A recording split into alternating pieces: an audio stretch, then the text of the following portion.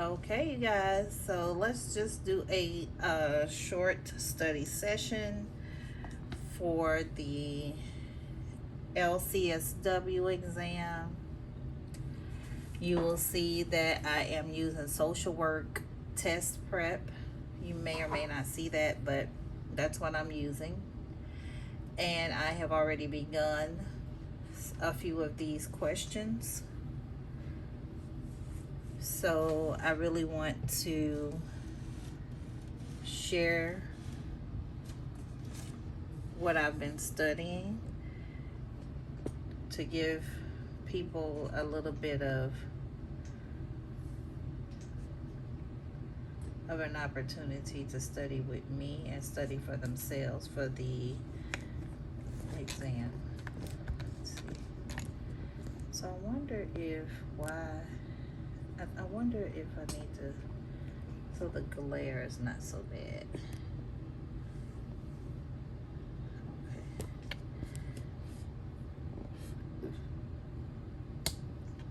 I think the glare is just gonna be bad.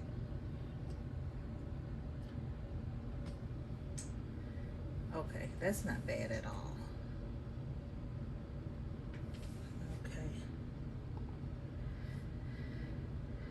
Okay, so again, welcome to my study session this evening. I am so happy that I can do this tonight. I'm hoping that this study session will help you do better on your exam, and especially if you're like me, I am a retaker. This will be my third attempt at the social work clinical exam.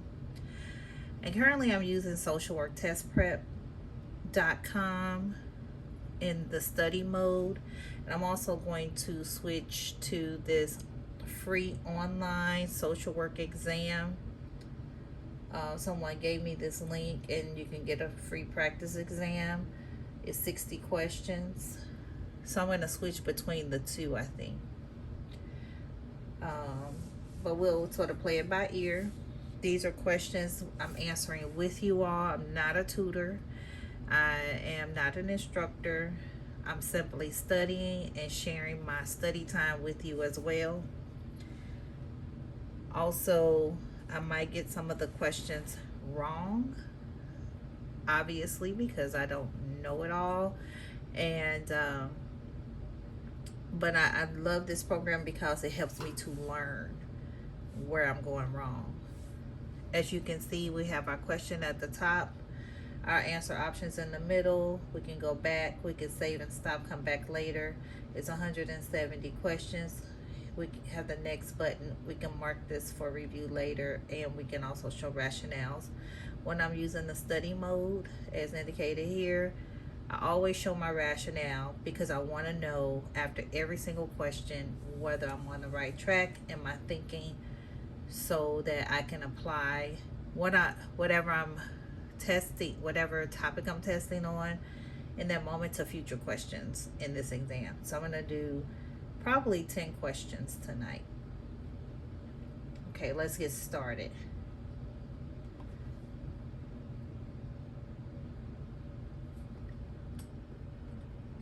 Let's see.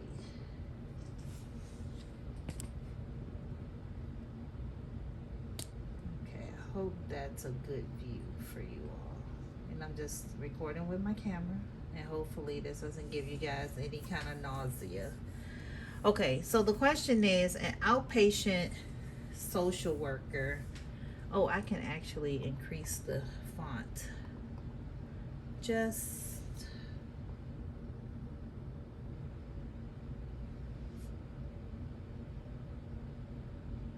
I don't know if that helped or not, but at least the glare is not on the camera. Okay, there we go. Okay, so question 23 says, an outpatient social worker meets with a man who has been diagnosed with schizophrenia. The man takes medication and states he finds it helpful. He continues to report strong beliefs in paranormal activity and attends weekly meetings with others who share his beliefs. How should the social worker proceed with this man's treatment? The social worker should treat the schizophrenia without addressing the man's report of paranormal activity. The social worker should discourage the man from attending groups who believe in paranormal activity, since such beliefs can fuel his symptoms. The social worker should consider the client's beliefs in paranormal activity as symptoms of his schizophrenia. The social worker should include discussions about the man's belief systems and how it may or may not relate to his symptoms. Okay, so we have this question here that talks about the social worker being in an outpatient clinic who's meeting with a man who's already been diagnosed with schizophrenia. He's medicated and he finds that the medication is helpful. However, he continues to report strong beliefs in paranormal activity, and he likes that. I got a little flying bug here on my computer screen.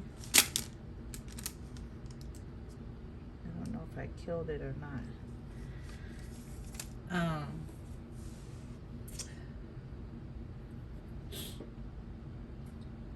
Okay, so he attends these weekly meetings with people who share his beliefs and strong beliefs in paranormal activity.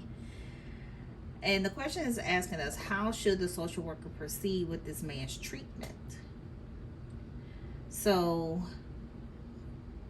should the social worker, in essence, address the paranormal activity group meetings or not? Is the ultimate situation. So the first option says the social worker should treat, let's eliminate two answers. The social worker should treat the schizophrenia without addressing the man's report of paranormal activity. Do we think that's necessary? I don't think that's a good answer, because I don't believe personally that the paranormal activity stated in the question stem is like a distractor. I think that it's important information that we need to consider in our treatment plan with this man. The second one says the social worker should discourage the man from attending groups who believe in paranormal activity, such as beliefs. Since such beliefs can fuel his symptoms. Well, that's something to consider. However, we just want to always remember not to tell a client what to do or sway them one way or the other. So we'll sort of X that out so far. I think we can eliminate A and B so far. The third one says the social worker should consider the client's beliefs in paranormal activity as symptoms of his schizophrenia. So does a person who has schizophrenia automatically believe in paranormal activity? I don't think so. I think it's completely two separate things. But I do believe that the social worker could consider his beliefs. So I agree with the first part of the answer, but not so much the last part of the answer. That is symptoms of his that is symptoms of his schizophrenia. But I could be wrong. Let's look at the last answer option. The social worker should include discussions about the man's belief systems and how it may or may not relate to his symptoms. So that one sounds a little bit more like, okay, we're considering that he reported this. We're taking into consideration. We're not automatically linking his paranormal activity beliefs to his schizophrenia. We want to explore a little bit more, get more information. So I think that D is the best option. That it allows us to consider what's been reported, get more information so we can know how we should proceed. So we should open up a dialogue about it. So this is basically validating his feelings, and doing a little bit more exploration. So I'm going to show rationale. So it says religion and spirituality, including, so in the blue, this is the rationale right here.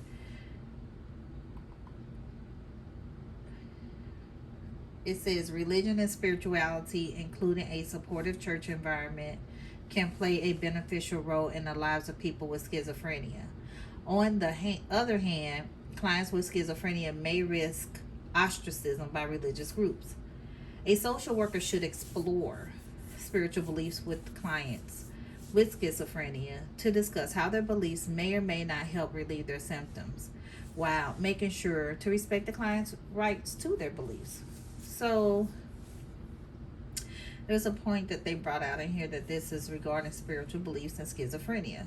So we picked the last answer, and it says although the man may find comfort in spending time with people who share his beliefs, it's important for the social worker to explore how these beliefs may or may not be related to his schizophrenia. So she doesn't really know for sure, but it's where we should really do a little digging and find out more. Okay, so we got the answer right.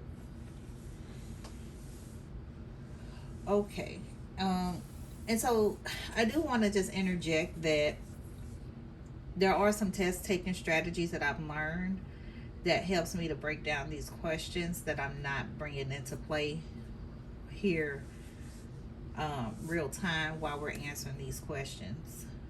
However, I will share in a separate video what steps I'm using, what techniques I'm using to help me break down these questions. Okay, so the next one says, a client tells a social worker, quote, I feel so frustrated that my husband doesn't help around the house. He says he works too hard at his job to come home to do any cleaning, end quote. Which of the following responses is the best example of active listening? How can we, as a social worker, make the client feel like we're actively listening to her, tell her story? Is it A, should we discuss how your resentment is likely to lead to other problems in your relationship? B, your husband believes men should be the breadwinners and shouldn't have to do household chores. C, you feel frustrated that your husband doesn't feel he should have to help out around the house. D, you feel angry that you have to bear all the responsibility at home. So, how can we reframe, well, not reframe, but how can we exhibit reflective listening? Which statement or question does that for us, for the client? Should we discuss how, so we want to keep in mind not to make the client feel bad about her situation. We shouldn't be blaming her. We shouldn't be attacking the husband or anybody in the stem. But we should rephrase. We should summarize what we believe the client is sharing about how she feels about the situation. And so which one deals with the client's feelings? Should we discuss, is it A, should we discuss how your resentment is likely to lead to other problems in your relationship? Yeah, that talks about her feelings, but it is very accusatory and is blaming the client for her bad feelings, so to speak. B, your husband believes that men should be the breadwinners and shouldn't have to do household chores. Is that an accurate example? So we're looking for like the best example. How can we best summarize this? So I would say A is out. Does B give an indication that we're really hearing what the client is really frustrated about? So says her husband believes that men should be breadwinners and shouldn't have to do household chores. That's not really what she's saying. So we're gonna say B is out. let's say C, let's see, C says you feel frustrated that your husband doesn't feel he should have to help out around the house. Does that accurately reflect back to the client? Are we saying what the client is saying, but in a more summarizing way, in a validating way, validating her feelings? You feel frustrated that your husband doesn't feel he should have to help out around the house. Absolutely. That's definitely a contender. That's almost what she's saying. And then D, you feel angry that you have to bear all the responsibility at home. So did the client say she was feeling angry? No. At the top it says, I feel so frustrated. So in this case, we can eliminate D because we don't want to impose a feeling that the client did not share. We know she did share. She felt frustrated. And she talked about her husband. He said he works too hard at work to come home and do any cleaning. He said, and so down here it says that the husband doesn't feel that he should have to help out around the house. Right? I don't feel I should have to help out around the house because I'm always working and I work really hard and I shouldn't have to clean or help out. So that's our final answer is C. Our rationale says active listening requires a social worker to show genuine interest in and understanding of what the client is saying, clearly reflecting back the feelings or facts that the client is conveying, or the facts and the feelings that the client is conveying. So we see A is not the option answer, B is not the answer, C is the answer. It says our option gave us a rationale. It says this response reflects back the same feeling word that the client used as well as the facts that the client stated. And to go with the angry one, it says that the client hasn't said she was angry with her husband, nor does she, or that she bears any household responsibilities other than the household chores. So we don't want to add to the question. We don't want to add to the scenario. We just want to figure out what's going on in the scenario itself. One of the things I love about this app or this program is that you can click over here on the side to study more about those topics. Okay, so far we're 2 for 2.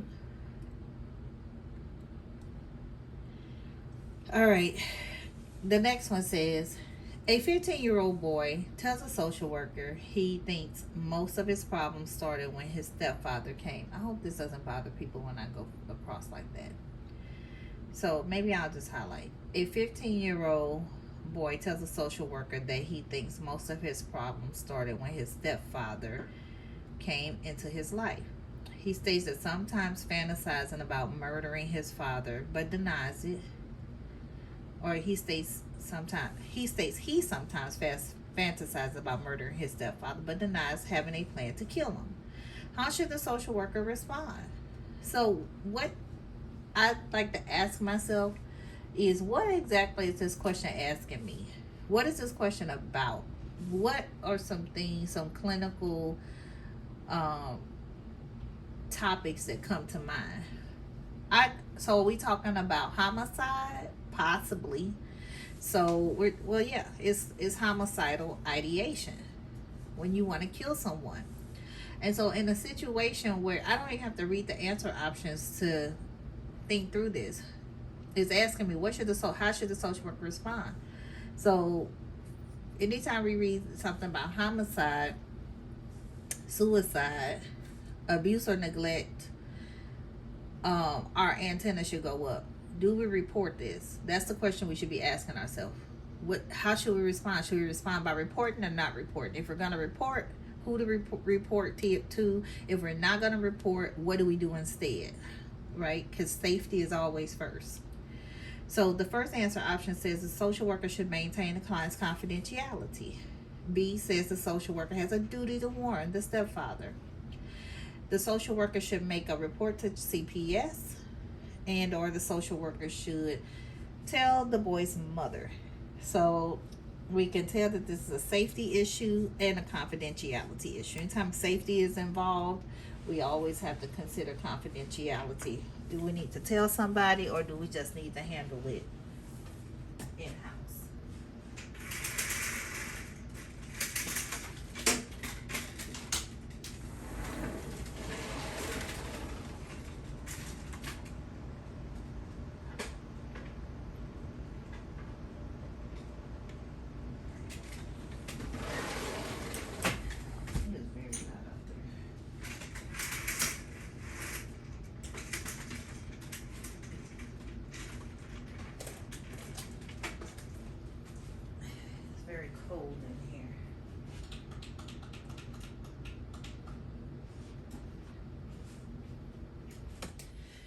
Okay. So anytime we have safety, a safety question on the table, we should be asking, do we maintain confidentiality, or do we tell someone? Okay. So how do we know if we should tell someone? The first thing we look at is, are there any ages that stand out? Are there any minors involved? People under 18? Yes, the answer is yes. It's a 15-year-old boy. So if the child is under 8, if there's a child involved, they're under, a child is someone under 18, then we need to be thinking CPS, Child Protective Services. If it's someone that is 18 or older, we mostly are considering homicide as the issue until the person turns, and if the homicidal thoughts, then we should be talking about or considering the police and warning the victim. If the person is over 65 years, 65 or older, elderly, disabled, vulnerable, then we should be thinking APS, Adult Protective Services. Okay. So we have a child, so we're thinking CPS. He's thinking most of his problems started when his stepfather came into his life, so he got a problem with his stepfather, that he sometimes fantasizes about murdering him, but denies having a plan. So we know with suicide, homicide, we are looking for intent, means, access, and a plan. All of those means there's a high risk of some kind of somebody being hurt. So here we do have thoughts, which is just ideation, and that's it. He doesn't have a plan. He denies having a plan. Okay, so there's no reason to alarm anybody at this point. So we don't need to alarm anybody. That means we can keep confidentiality. So which ones of these include confidentiality? The first one does. The second one does not. So we can take B off the table. And C is we don't need to tell anybody. So we don't have to tell the person, the stepfather, or CPS. So we're taking B and C off the table, and the social worker should tell the boy's mother, so we shouldn't tell her either. So the only thing we're left with is A. We should maintain confidentiality. People can think, have a thought of homicide or suicide, and we are still required. Just thoughts only does not require any kind of duty to warn. Okay? So our rationale says, I'm sorry, it keeps flipping around. Our rationale says that the social worker should maintain confidentiality except for select circumstances. Since the child does not seem to have any serious intent to kill the stepfather, the social worker should not break confidentiality. I know that might feel scary, but we're not talking about our feelings. We're talking about basically what does our code of ethics say. And the code of ethics says there's no sign of imminent risk. The proper response is to maintain confidentiality. Okay, let's go to the next one. Okay, so a social worker at an outpatient mental health center conducts an intake on an 8-year-old child. The family's life is too chaotic for the child to benefit from outpatient services. The social worker's current agency does not provide in-home services, so a referral to a different agency is indicated. What is the best way for the social worker to proceed? A. Since the agency doesn't provide in-home services, the social worker should continue to provide outpatient services and try to meet the family's needs. B. The social worker should provide the family with the phone number for the agency that can provide in-home services and encourage them to call. C. If the family agrees to the referral, the social worker should make the referral, discharge the client, and follow up with the family to ensure the referral was successful. Or D. If the family agrees, the social worker should make the referral to the other agency and discharge the child from outpatient services. Okay, so there was a lot, and I'm going to be honest, this happens a lot to me, where sometimes I'll read through the question, my mind goes elsewhere, and I have no idea what I've read. So I need to read the question again and sort of summarize it, so to make sure I got an understanding. And it might happen to you as well. So here we're in an outpatient mental health clinic center. We're conducting an intake on an 8-year-old. So first initial few sessions. Our client is 8. The family's life is too chaotic for the child to benefit from outpatient services, meaning the family won't be able to bring the child most likely to their outpatient mental health services because they have such a chaotic life. The social worker, the agency does not provide in-home services, which would be an alternative. If the family can't bring the child, maybe we can go to the child as a solution. But since we can't go to the child, maybe a referral to a different agency is indicated, right? What is the best way for the social worker to proceed? Knowing that we can't provide in-home services and this child needs services, we need to do an intake. All right? We need to do an intake, provide services to this 8-year-old child, basically. So A says, so what are we looking for as possible solutions? How should the social worker proceed? Is this a matter that the social worker, do we assist the family? Do we try to find some other answer? We don't know yet. It's a bug. I don't know if it's a tick or what. Not a tick, because I don't have animals, but like a gnat. Okay. How should the social worker proceed given all these restrictions and obstacles? Oh, sorry. Since the agency doesn't provide in-home services, the social worker should continue to provide outpatient services and try to meet the family's needs. Is that an option? Sure it is. Let's see, B. The social worker, so let me stop.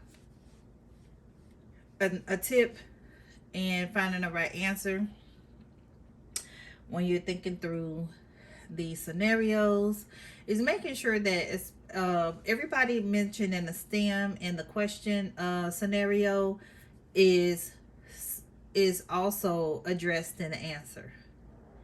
So, and that the problem is also addressed. So the problem is the agency that the social worker works for now does not provide in-home services. So we need to fix that problem, address it rather. We also need to make sure it addresses the 8-year-old child and this family. Okay. So A actually does address the problem, which it says since the agency does not provide the in-home services, that's the problem. Addressing it, acknowledging it. The social worker should continue to provide outpatient services, okay, and try to meet the family's needs. So it's addressing the family and the continued service for outpatient. But does that really help the family is a question. B, the social worker should provide the family with the phone number for an agency that can provide in-home services. So they're addressing the in-home services. You have got to be kidding me. I could have sworn I killed this thing. And I don't know what it is.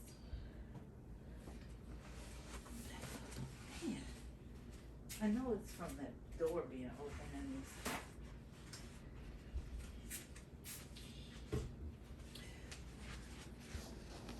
it's stuff that's flying. I know that. Ooh, just a little gnat. Sorry about that. Okay. So the social worker should provide the family with the phone number for the agency that can provide services and encourage them to call. So that's an option. I mean, we can always refer out for services we don't have to make sure that the client gets what they need. But let's look at some of the other options. If the family agrees for the next one, if the family agrees to the referral, the social worker should make the referral, discharge the client, and follow with the family to ensure the referral was successful. So it says here a referral to a different agency is indicated. So she's talked to them about it. She's like, you know what? I don't think we're going to be able to give you guys everything you need. So we might have to make a referral. And so it's saying if the family agrees to the referral, then the social worker should make the referral, discharge the client, and follow up with the family to ensure that the referral was made. Right? So one of the things I want to remember about making referrals is that we don't just give one referral and then turn our back on the client and just follow up later, hope for the best. We need to make a warm transfer, as warm of a transfer as possible, which means that we should be contacting the agency, making arrangements for helping the client make arrangements rather to set up the meetings and everything and get acquainted with the new agency, and then we can follow up. So I agree with part of this answer, but not the whole thing. Let's see what D says. If the family agrees, the social worker should make the referral to the other agency and discharge the child from outpatient services. So, okay, so which one is closest to that and addresses everything in the STEM? We can say that A doesn't address everything because it never says anything about a referral. So since the agency doesn't provide in-home services, social workers should provide outpatient services and try to meet the need. No, we always want to give the client options. So A is out.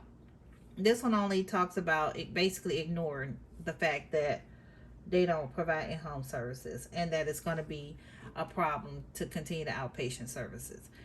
B, the social worker should provide the family with the phone number for the agency that can provide in-home service and encourage them to call. Yeah, that's a good option. You know, if you know that someone does provide in-home services, that cuts through everything else. And we can encourage them to call. So I don't know if I'm contradicting myself from what I said earlier, but now that I think about it, that's not a bad option. Okay. So it sounds like the social worker knows exactly if that the agency provides the services. So, hey, you're basically saying to the family, hey, I found somebody. I think you should call them. But it also puts the client in a position where we're not really doing this warm of transfer. So, but that's a good answer. Okay. So we don't leave that in play. If the family agrees to the referral, the social worker should make a new referral, discharge the client, should make the referral, discharge the client, follow the family. I think that's a good option too. We're kind of helping the family along and following up as well. Okay. And then this one sounds like a good option too. If the family agrees, the social worker should make the referral to the other agency and discharge the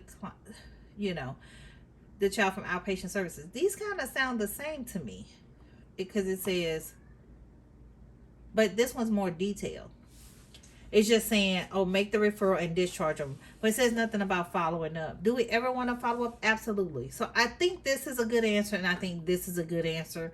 However, I think that this answer includes this answer because if they're saying that the social worker should make the referral, discharge the client if the family agrees to the referral, it's probably indicative that the social worker actually knows another agency that can provide the services, right?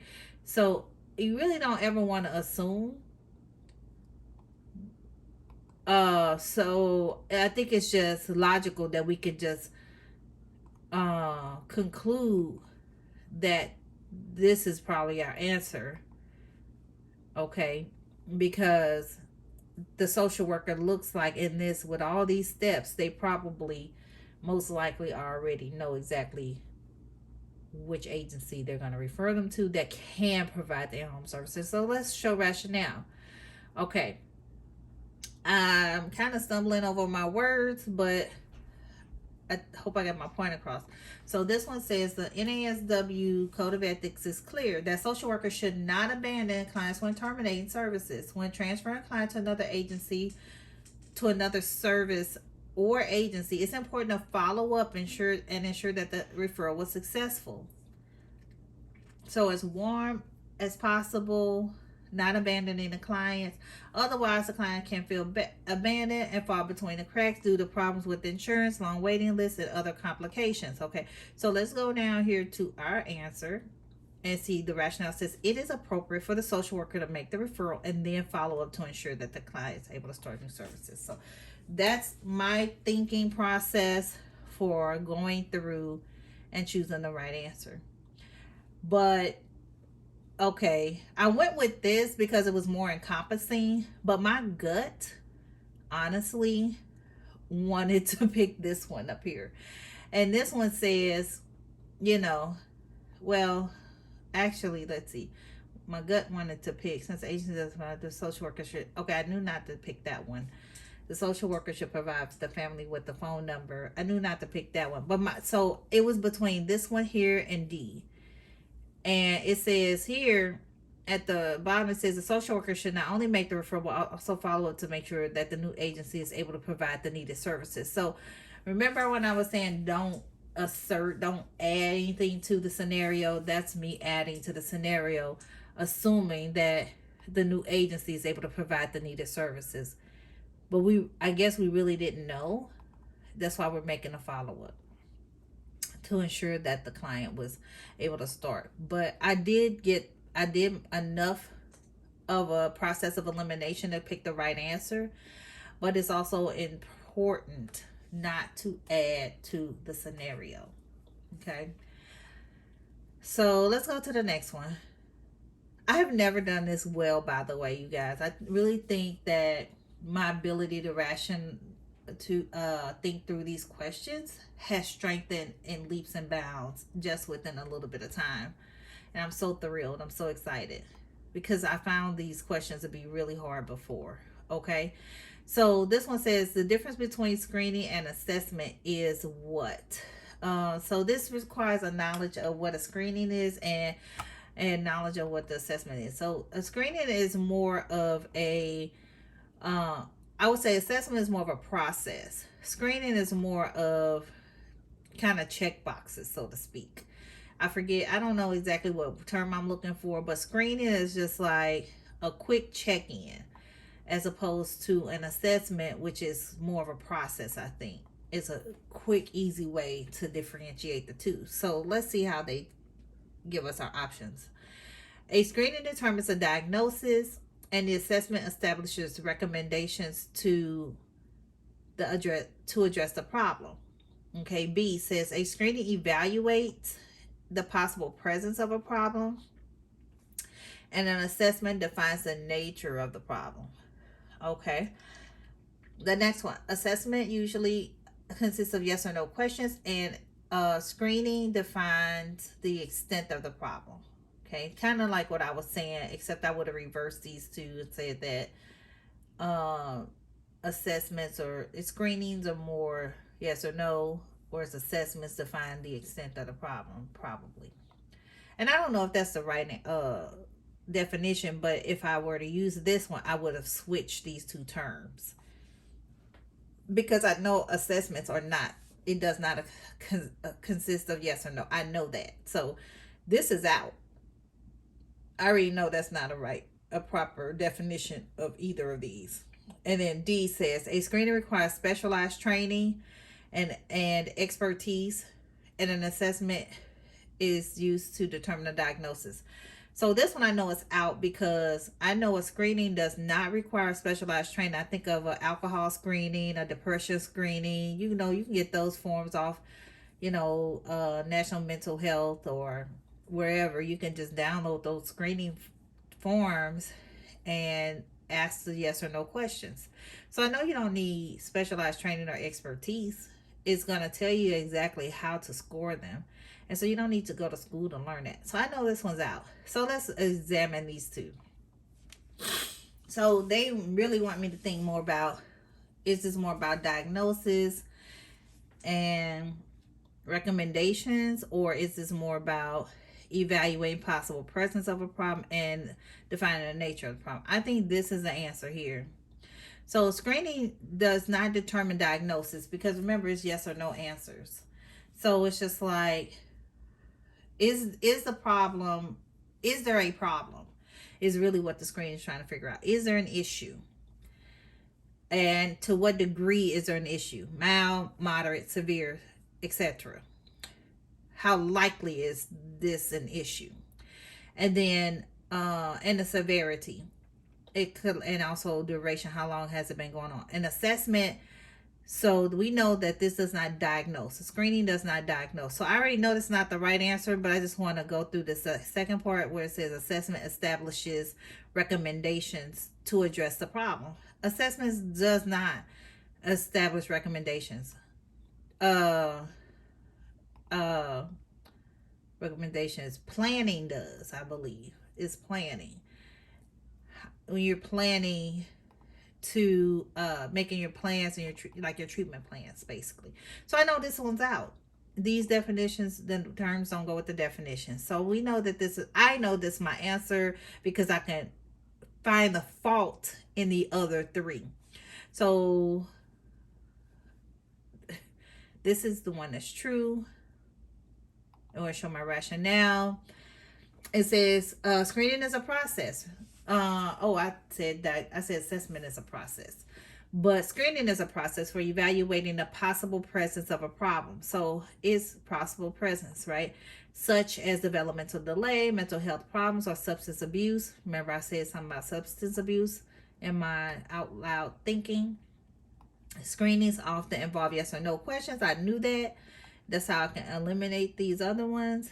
If a screening indicates there may be a problem, because remember I said that we ask ourselves, is there a problem? Is there anything to be concerned about? And if so, to what extent, right? An assessment can be conducted to determine if in fact the problem exists, how to address the problem, and how to diagnose the problem. So assessments are more so about diagnosing as opposed to screening. So some of my rationales were right on point. Some of it wasn't. Nevertheless, I got a basic understanding and I got the answer right. So we're just going to go on to the next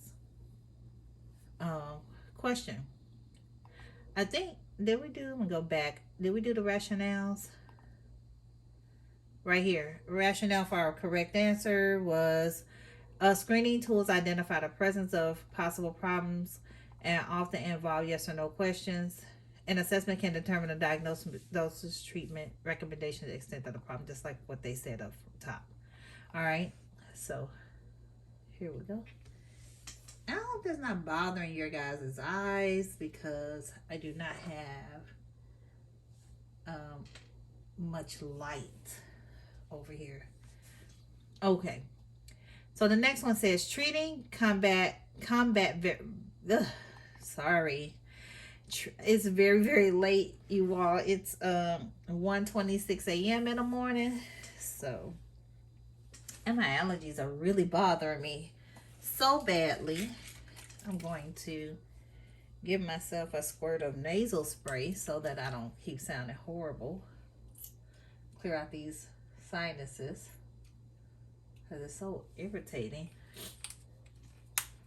Okay.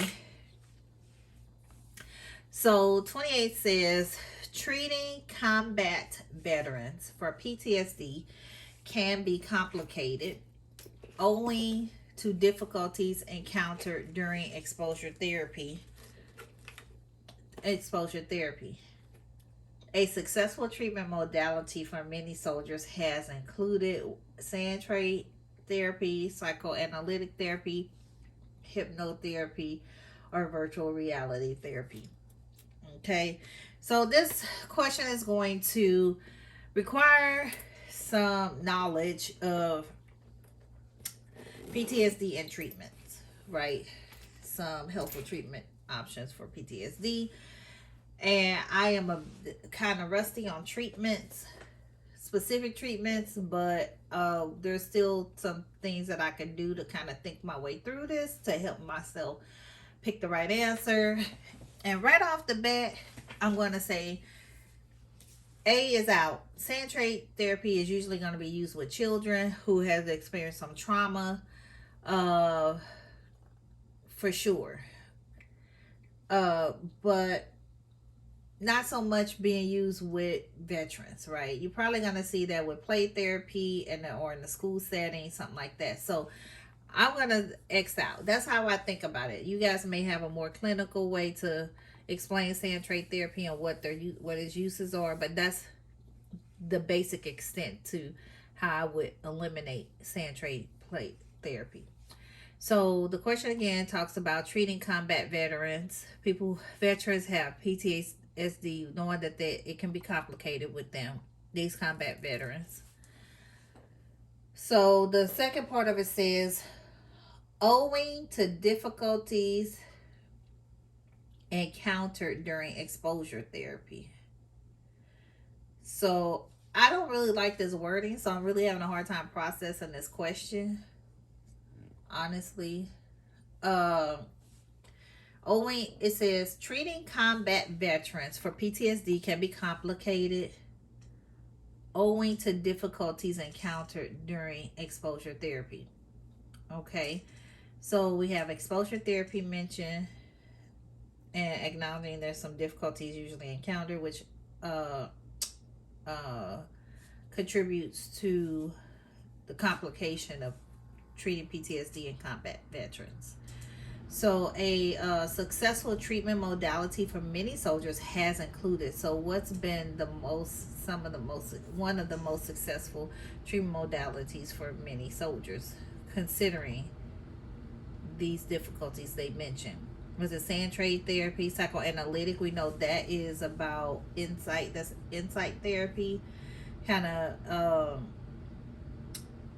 helping clients to revert back to the childhood, and not revert, but to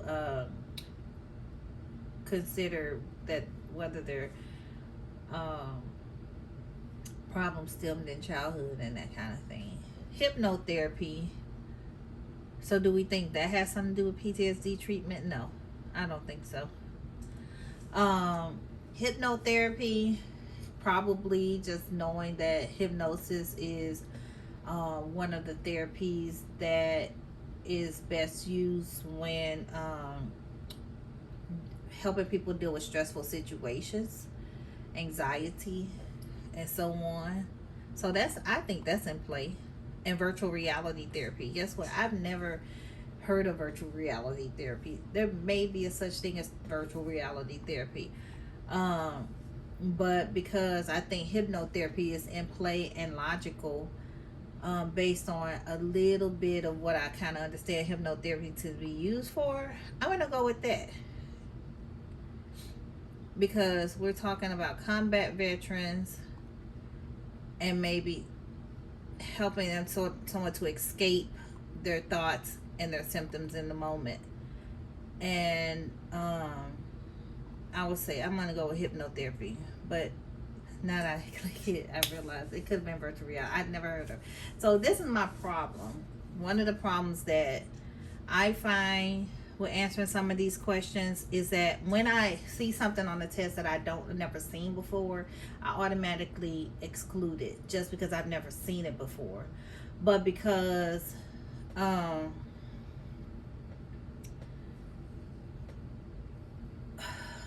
never seen it, I just I know hypnotherapy. I believed personally, it's based on my beliefs, not so much what I've read, that hypnotherapy can help. I've used hypnotherapy before, so I draw on my own experiences that when I had anxiety, I use hypnotherapy to help me out with my anxious thoughts and stuff, because I didn't want to use as an alternative to medication. But guess what? The answer is actually virtual reality therapy.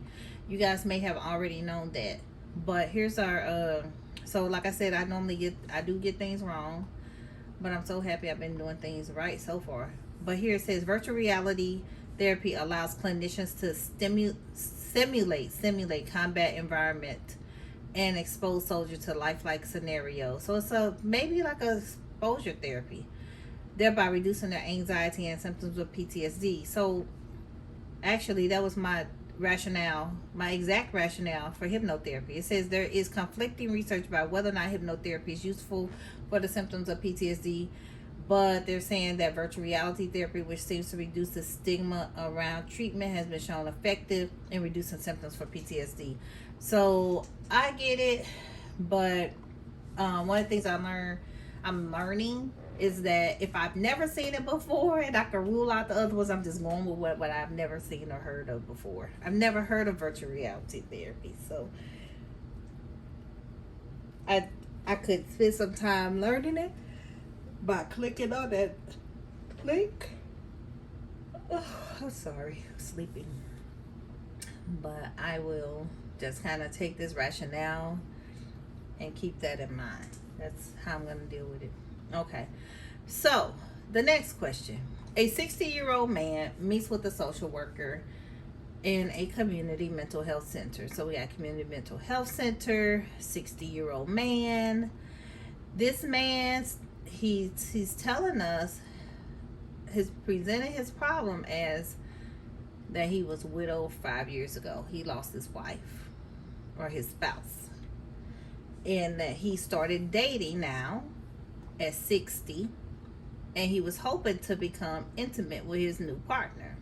Okay, so he's got some life changes, he's trying to move forward. However, there's a problem, there's a stop. Hope, we had some hope here. Now we're like, okay, what's the alternative? He's been experiencing erectile dysfunction. That's the problem. So the fact that he was 60 years old, he was widowed 5 years ago. He's now started dating. He wants to become intimate with his new partner, but he's experiencing erectile dysfunction for the first time. Okay, that's important, I believe, and wonders if it may be related to guilt he feels about dating again. And that's possible. Clients kind of have a little bit insight to what might be going on with them. The question though asks us, what should the social worker do first? Okay, so he's giving us a problem, and he's got a bit of insight into what he thinks is probably wrong here. All right, to explain the issue he's having.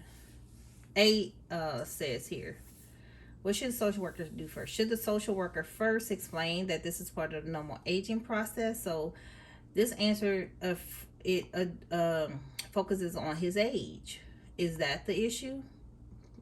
We want to keep that in mind, but I don't think that explains erectile dysfunction in him. He has a desire to have sex, so I don't know that that's the issue. Okay, B. So also we have to understand, I guess, human development as well. So is it developed? Yeah. Okay, and then B says establish treatment goals to resolve the man's underlying grief. Okay, so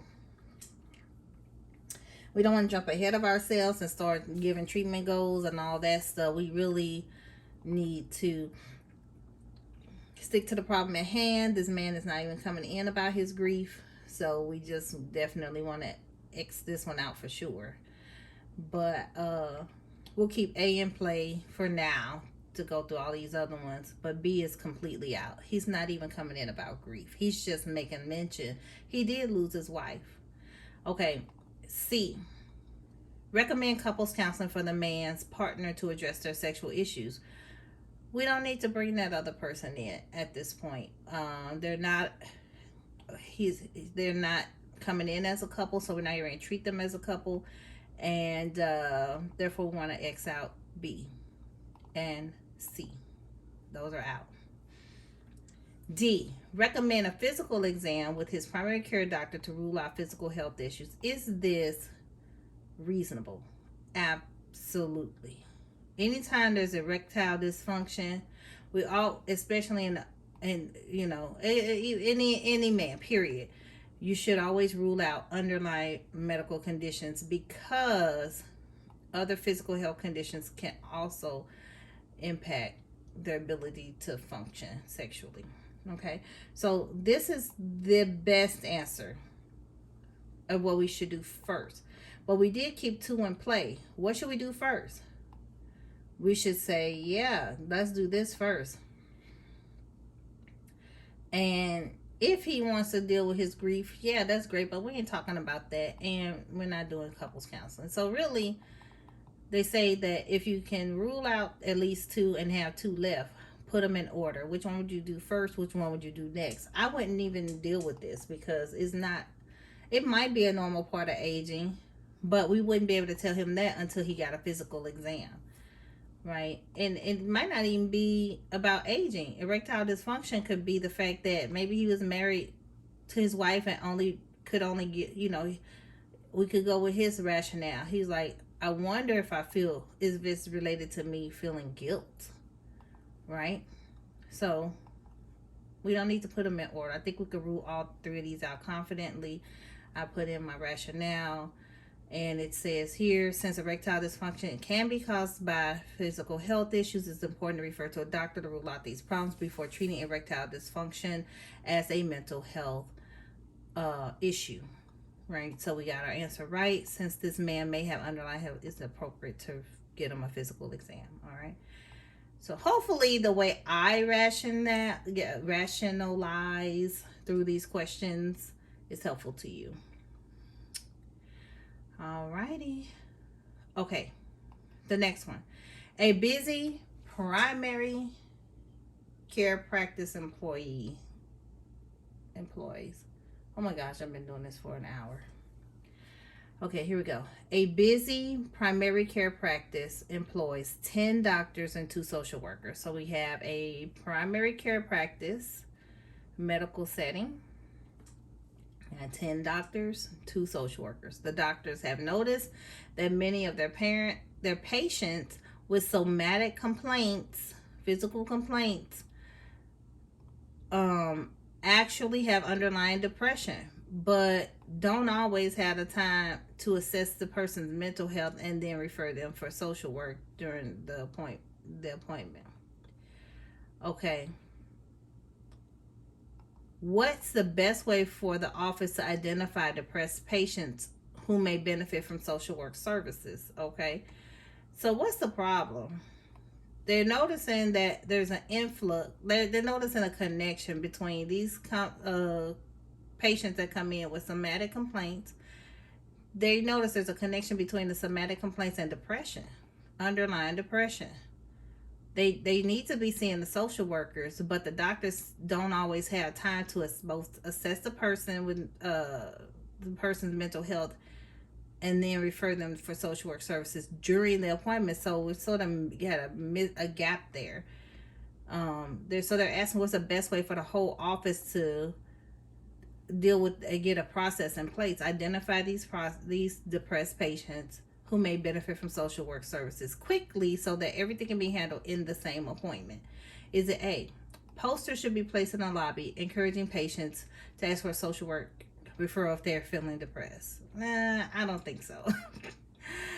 Because it's not yeah, we're going to say no on that one.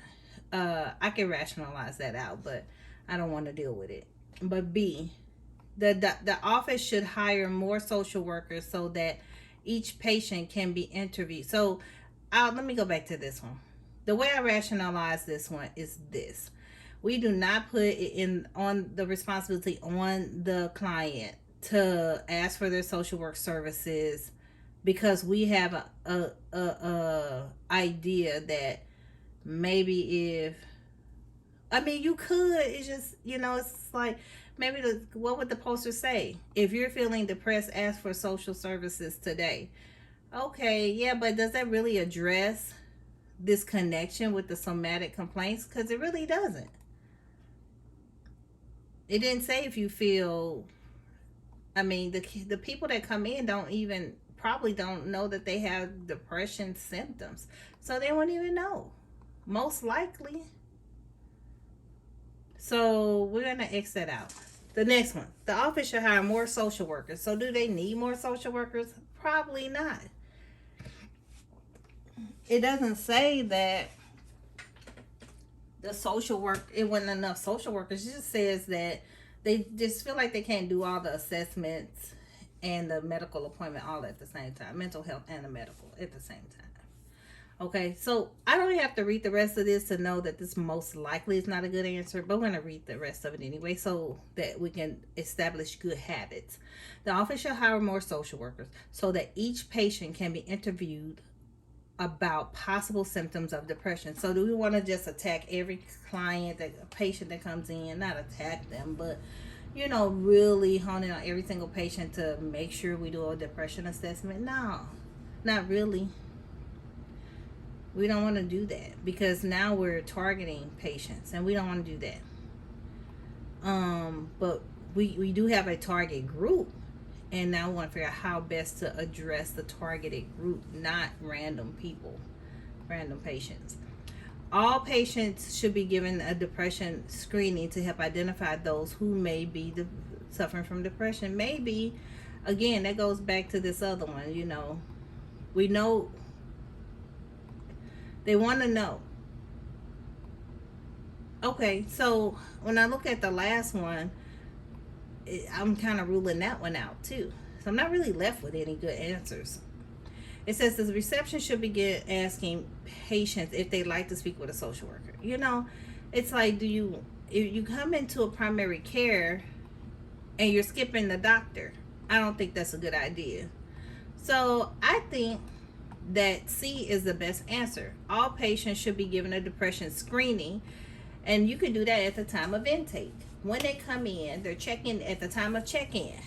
Give a depression screening at that time. That way, if they're, the doctors can get an idea who might possibly be experiencing. But we don't want to put that responsibility by putting that poster out there. It's very passive. The office should hire more social workers. That doesn't really mean that there's that's an issue. Not enough social workers. So I might put my bet on this one. It's the best one out of all of this.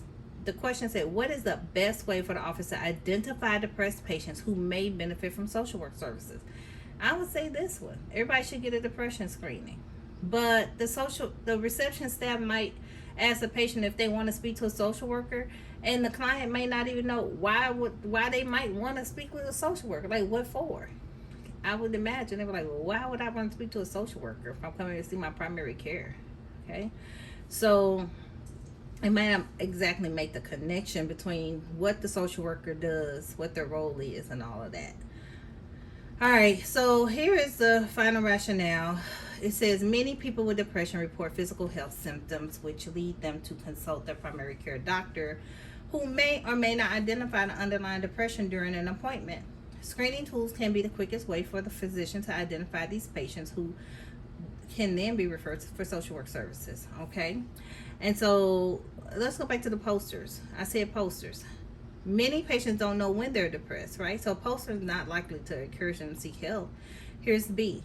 Hiring enough social workers to interview every single patient is not likely to be feasible, and it didn't seem to be an issue. Okay, our correct answer says a screening tool can be the fastest, most cost-effective way for physicians to identify patients who need social work referral. Boom. Okay, and the last one says patients do not always know how social workers can be helpful. That's why I said I don't know our role. So why would you ask if you want to speak to a social worker? So having a reception staff ask if patients want to see a social worker is inappropriate. Okay, so that's our answer. Guess what? I think we did 10 questions, and we only missed, I missed one. Now I want to say you guys missed the one. I don't know if you missed it. You may have already picked up on the right answer. But I would say I missed one, and guess what? That's amazing, because for me, I have never been able to get through these questions in a way. I'm just stopping, saving and stopping. But I've never been able to get through so many questions with the correct answer. Have been missing questions back to back to back to back, not knowing how to navigate the question, break them down, think through them, eliminate answers and such. So I'm so proud of myself. I'm feeling so much more confident. I really like this program because I get to, get the rationales and learn more about it with a quick link. So hopefully you guys found this helpful. I just want to thank you. We didn't get to this one, but maybe next time we can. And hopefully I can just log out and come back to this. Just log out here. But I'm so proud of myself. I'm ecstatic. And I just want to wish you guys good luck on your studying. Happy studying and good luck on your exam. And feel free to reach out to me if you want to discuss any of my thought processes on how to break down questions. And I'd be more than happy to help you. Thanks.